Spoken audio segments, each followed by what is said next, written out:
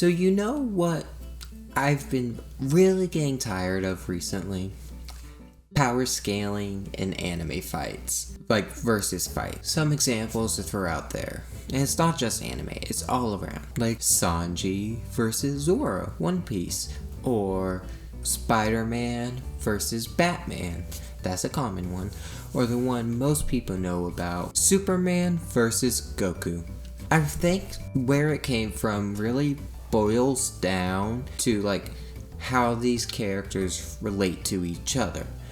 So for example, Sanji versus Zoro, the rivalry is built up within the show because they have like not exactly differentiating ideals, more like they're kind of just opposed to each other at every point. And it doesn't help that they just get on each other's nerves, and sometimes that's all the reason you need.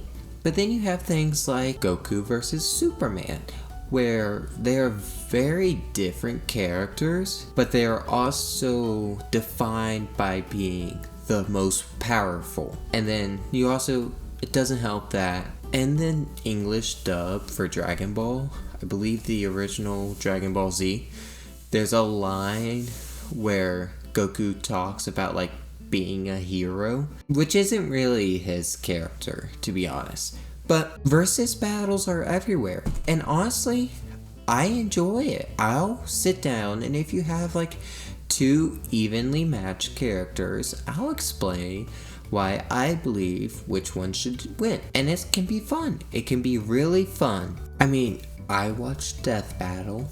Don't always agree with them, but they do their research in different lanes. You know, they do what they do.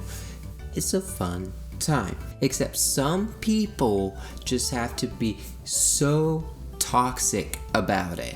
For example, I was talking with this one guy recently. He just makes me so annoyed. Literally, he is fully of the belief that, oh, if my character can be your character, my character is just a better written character. Not how that works, but you know, it is what it is. But so many people are actually just actively of this belief that their character is better just because they're stronger. And a lot of their arguments come down to, well, mine's just better, which doesn't really open for good discussion. And that makes it really, really difficult. It also doesn't help that a lot of arguments come down to a lot of semantic things like, oh, my character can move through objects. Well, can they move through these objects? It's like, it becomes really dumb when it's like, well, my character is powered by will, and he wills himself to not be disintegrated.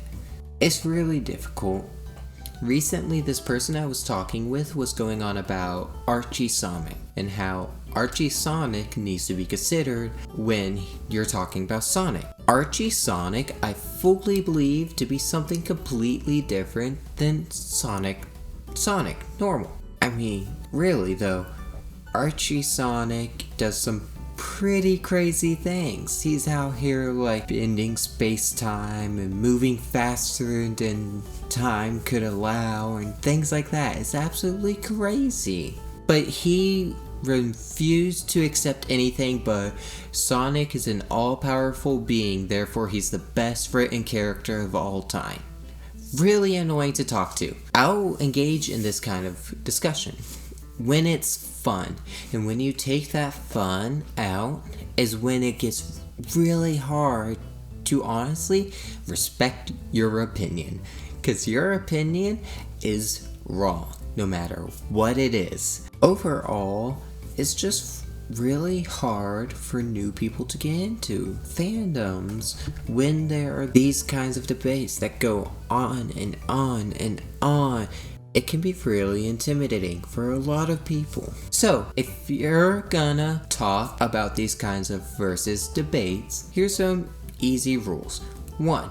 Make sure the characters are similar or evenly matched. 2. Actually be open to criticism. None of this, well, I don't agree with that, so I win. No. And 3. Be ready with well thought out, well articulated arguments. None of this, well, mine's just faster, therefore I win. No. But yeah, I just wanted to come on and say my mind on that. It was kind of bugging me.